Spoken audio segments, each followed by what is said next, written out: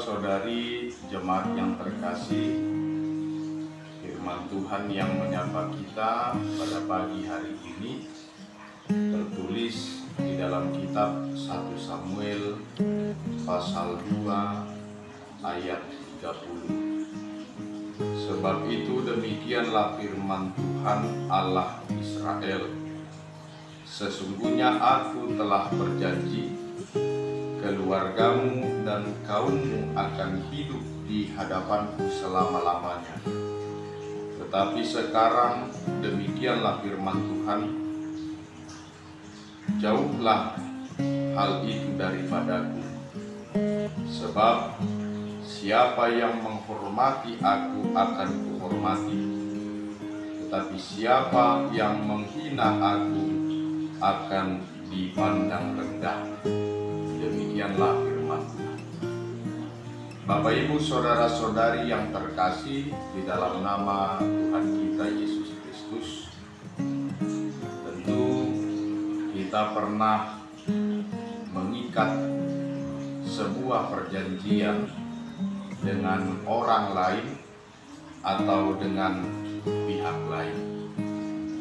Sebuah perjanjian adalah sebuah kesepakatan akan hal-hal yang hendak dilakukan, yang akan dikerjakan oleh kedua belah pihak yang mengikat perjanjian tersebut.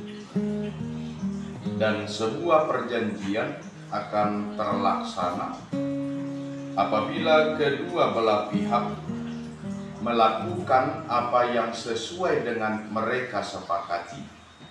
Tetapi sebuah perjanjian bisa saja batal apabila ada pihak yang mengingkari atau tidak melaksanakan sesuai dengan apa yang telah mereka sepakati. Jemaat terkasih, firman Tuhan bagi kita hari ini adalah janji Allah bagi Imam Eli.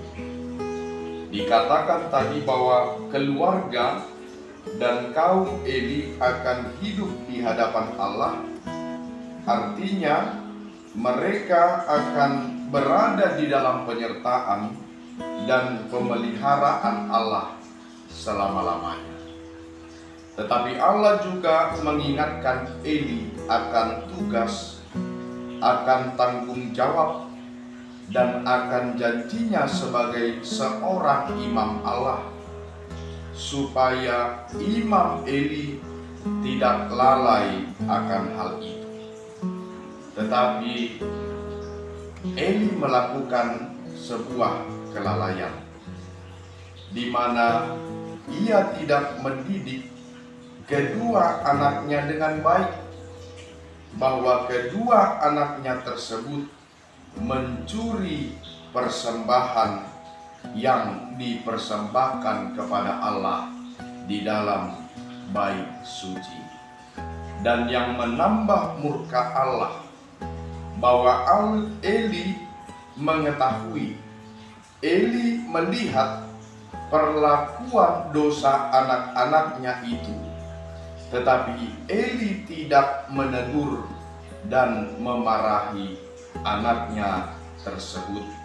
Itu bisa kita baca di dalam 1 Samuel pasal 3 ayat 13. Dan bagi Allah itu adalah tindakan yang tidak menghormati Allah, tindakan yang mencuri milik Allah, tindakan seseorang yang mencuri kemuliaan Allah, sesungguhnya adalah tindakan yang tidak menghormati Allah. Maka saudara-saudari, di dalam hidup ini tentu kita pernah berjanji, mengucapkan sebuah janji kepada orang lain, dan kita harus mengingat janji adalah hutang. Hutang harus dilunasi, maka demikian juga dengan janji-janji yang kita ucapkan. Dan secara khusus bagi kaum orang tua yang tentu ketika membawa anaknya dibaptis, Setiap orang tua mengucapkan janji kepada Allah untuk mendidik, untuk membesarkan anak-anak mereka di dalam firman Tuhan. Dan Imam Elia gagal di dalam melakukannya. Itulah yang membuat Allah begitu murka.